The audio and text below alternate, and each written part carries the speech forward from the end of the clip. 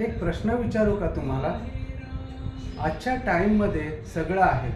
Job आहे, mobile आहे, social media आहे. पण तरी आतून एम्प्टी वाटतं का? Why do we still feel restless even after achieving everything? काय असं होऊ शकतं की प्रॉब्लेम बाहेर नाही, आपल्या लाईफ डायरेक्शनमध्ये आहे? आणि जर मी तुम्हाला सांगितलं याचं उत्तर हजारो वर्षापूर्वी दिलं गेलं आहे, एका अशा व्यक्तीच्या जीवनात ज्याला आपण म्हणतो श्रीराम. आज फक्त रामनवमी सेलिब्रेट करणार नाही, आज समजून घेणार रामासारखं जगणं म्हणजे काय.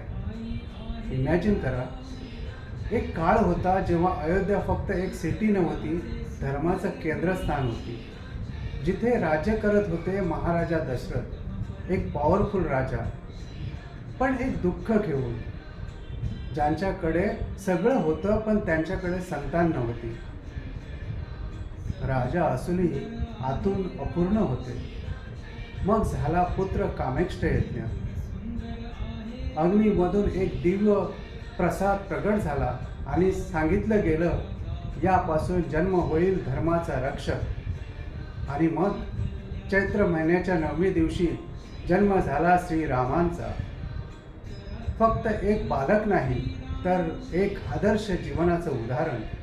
एक हॉनेस्ट प्रश्न, आज भगवान तुमच्या घरी जन्माला आले तर तुम्ही त्यांना ओळखाल का हो?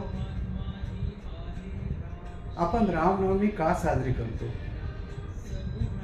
ही फक्त बर्थडे सेलिब्रेशन नाही, ही एक आठवण आहे.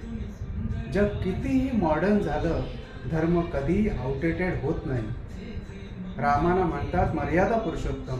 म्हणजेच काय? असा मनुष्य जो कोणत्याही परिस्थितीत आपल्या व्हॅल्यू सोडत नाही. आजच्या टाईममध्ये लोक सक्सेससाठी खोटं बोलतात, रिलेशनशिपसाठी कॉम्प्रोमाइज करतात. मग आपण स्मार्ट झालो आहोत की आपण स्वतःपासून दूर गेलो आहोत? भक्ती म्हणजे काय? फक्त मंदिरात जाणं की आरती करणं नाही. भक्ती म्हणजे भगवंताशी कनेक्शन. जसं मोबाईल नेटवर्क शिवाय युजलेस आहे, तसंच माणूस भगवंताशी कनेक्शन शिवाय आतून एम्प्टी फील करतो. सकाळी उठल्यावर आपण फोन चेक करतो, पण कधी 2 मिनटं रामनाम घेतलं? ट्राय करून बघा. मन शांत होईल, क्लॅरिटी येईल.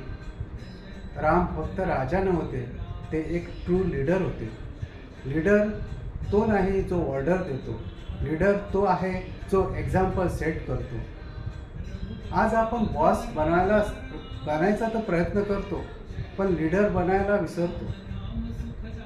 14 वर्षाचा वनवास, नो कंप्लेंट. आज 14 मिनटं इंटरनेट केलं ना तर आपण डिस्टर्ब होतो. रामाने सगळ्यांचा सन्मान केला, निषाद राजापासून किंवा हनुमंत असो. रिस्पेक्ट पोझिशनचा नसतो, मानवतेचा असतो. आज सगळं इन्स्टंट पाहिजे, पण रामाने स्ट्रगल केलंच ना हो. तेव्हा जाऊन रामराज्याची निर्मिती झाली. जर राम आजच्या वर्ल्डमध्ये असते, ते सोशल मीडियावर असते का हो? Of course yes. पण कॉम्प्रोमाइज नाही, इन्स्पायरेशन शेअर केली असती. कॉर्पोरेटमध्ये असते का हो? येस. पण पॉलिटिक्स नाही, प्रिन्सिपल फॉलो केले असते. रामांचं लाईफ व्हॅल्यू बेस, आजचं लाईफ कन्व्हिन्सियन्स बेस.